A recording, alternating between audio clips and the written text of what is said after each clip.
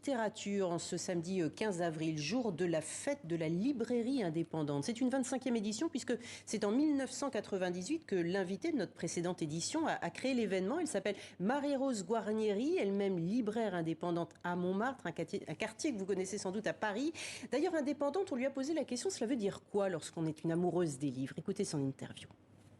Quand vous créez un lieu comme une librairie, l'indépendance, en fait, c'est aussi c'est la décision déjà de créer son lieu et choisir un quartier, mais c'est aussi faire un prêt à une banque, c'est-à-dire que les moyens, vous mettez les moyens financiers pour pouvoir créer une aventure aussi intellectuelle. Donc l'indépendance financière, c'est aussi l'indépendance intellectuelle. D'un seul coup, ça devient lié, parce que vous avez en main et une aventure intellectuelle, mais aussi une aventure économique et une aventure aussi dans laquelle vous avez la main, puisque c'est vous qui déciderez des orientations que vous prendrez dans votre librairie, voilà, le nombre de personnes que vous recruterez, le nombre de livres que vous choisirez, comment vous choisirez vos livres. Donc, vous voyez, il est très important pour la culture, de toute façon, d'avoir toujours l'indépendance pour pouvoir faire ce que l'on pense urgent ou important de défendre dans ce lieu. Alors, une 25e édition donc, de cette fête de la librairie indépendante, aujourd'hui en France, mais également en Belgique et en Suisse francophone, parmi tant d'autres pays. Oui,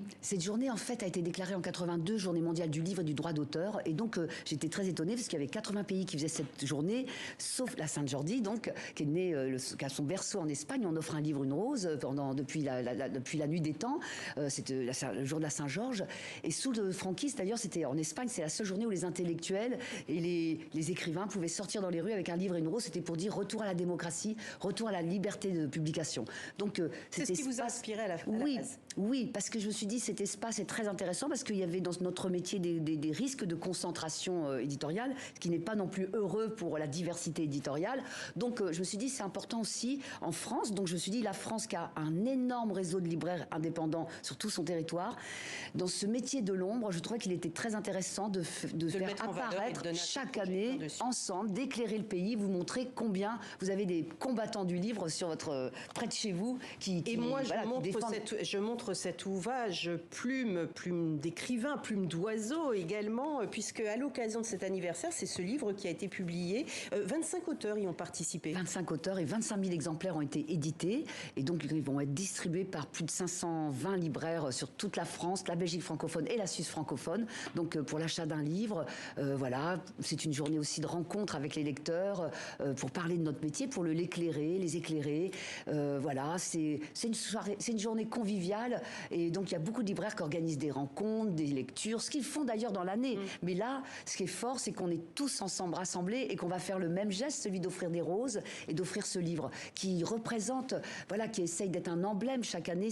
On essaye dans chacun de ces livres que nous avons édités depuis 25 ans d'offrir un aspect de la culture et de l'histoire du livre. Parce que c'est une culture qui n'est pas enseignée. Et parfois, les gens ne savent pas combien il y a d'orfèvres derrière un livre. C'est-à-dire qu'il y a 10 métiers qui travaillent pour mettre au point un livre. Et puis, ils ne savent pas toujours comment on pense. Ce métier justement de mise en place d'un livre, c'est aussi la journée du livre et du droit d'auteur le 23 avril, car derrière le prix d'un livre se cachent plusieurs grands postes de coût.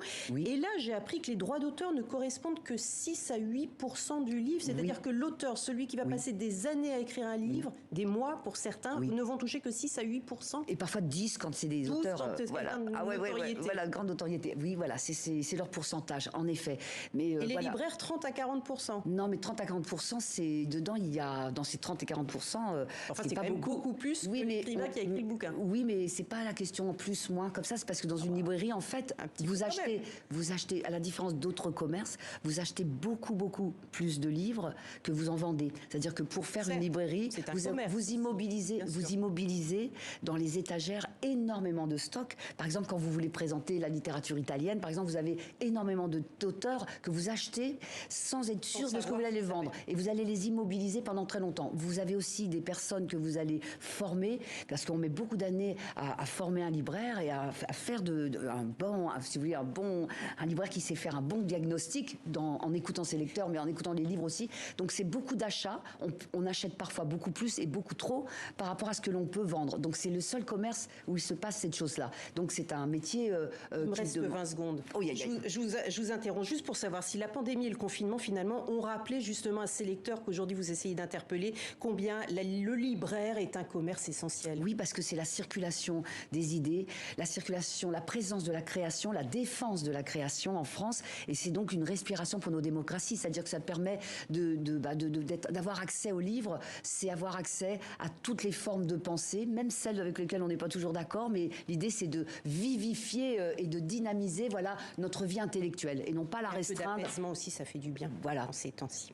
Merci beaucoup Marie-Rose Guarnieri. Merci à vous. Voilà.